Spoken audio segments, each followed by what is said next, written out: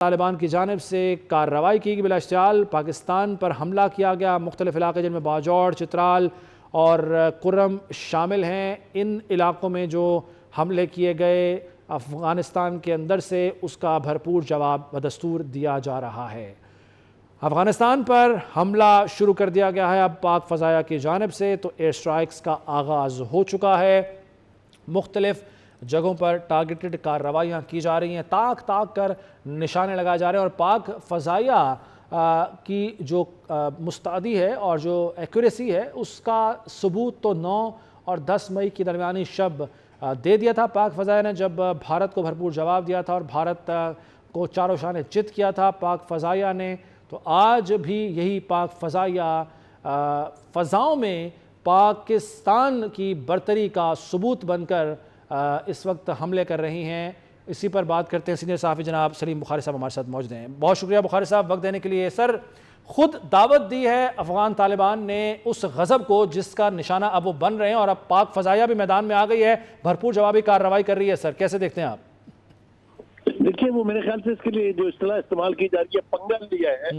ये पंगा जो उन्होंने लिया है इसकी कीमत तो अब अदा करनी पड़ेगी उनको। बार बार उनको वार्निंग दी गई थी, बार बार उनसे राब्ता किया गया था, कहा गया था उनको कि दहशतगर्दी की सहूलतकारी आप बंद कर दें।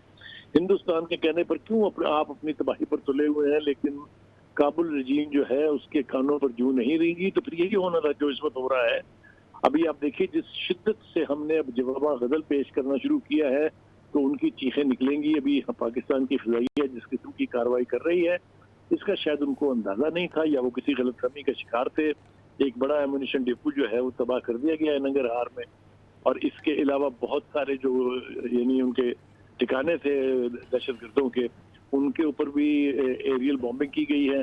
और जो पाकिस्तान की ज़मीनी अफवाज हैं वो भी उस इलाके में पाकिस्तान बॉर्डर के साथ साथ जो है वो कार्रवाई में मसरूफ है। कई पोस्टें जो है उनकी वो हमारे कब्जे में है, पाकिस्तान का झंडा वहाँ लहरा दिया गया है। ये सब जो है इसका कोई जिम्मेदार नहीं है सिवाय अफगान तालिबान रजीम जो काबुल में है। उन्होंने ये पंगा लेके अपने लिए मुश्किलात खड़ी की हैं। अब उनको ये कहा जा रहा है कि अब हम पीछा करेंगे चाहे हमें काबुल क्यों नहीं जाना पड़े।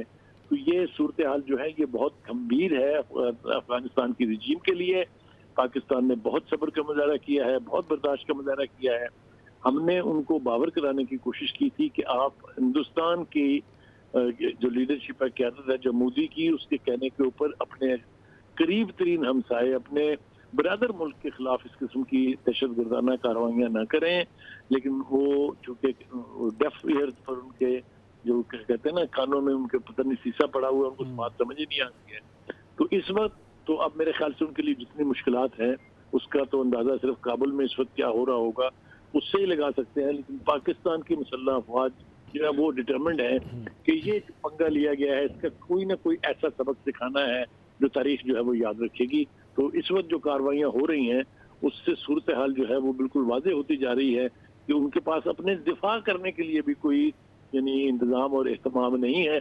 वहाँ से भाग रहे हैं पोस्टें छोड़ छोड़ के। ये पहले भी हुआ था, अगर आपको याद हो तो कुछ चंद माह पहले हमने इसी किस्म की कार्रवाई की थी।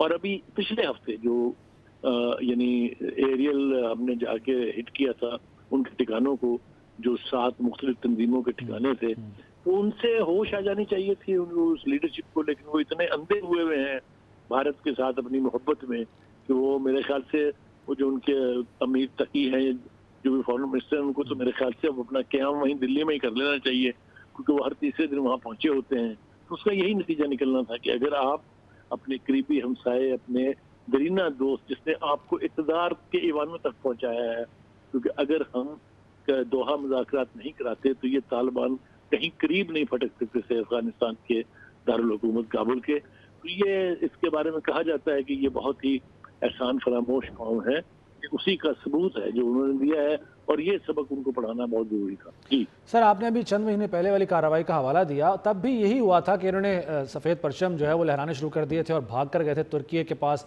कतर के पास, और सालसी कराने की कोशिश की थी और कुछ टाइम बाइंग बेसिकली वो टैक्टिक्स थी।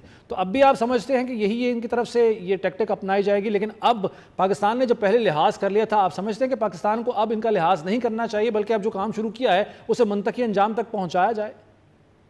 देखिए ये मंतकी अंजाम तक अब इसलिए भी पहुंचेगा कि हिंदुस्तान का स्पॉन्सर्ड जो सोशल मीडिया है वो झूठी खबरें फैला रहा है कि तालिबान ने ये कर दिया, तालिबान ने ये कर दिया, तालिबान वो दाखिल हो गए पाकिस्तान के इलाके में। ये टोटल स्पॉन्सर्ड है इंडिया की, जाली खबरें हैं, उसकी तरदीद भी की जा चुकी है। लेकिन फिर मेरे ख्याल से ये फैसला किया गया कि इन झूठी खबरों की तरदीद करने की बजाय इनको ऐसा सबक पढ़ाया जाए जो आने वाली नस्लें में इनकी याद रखें।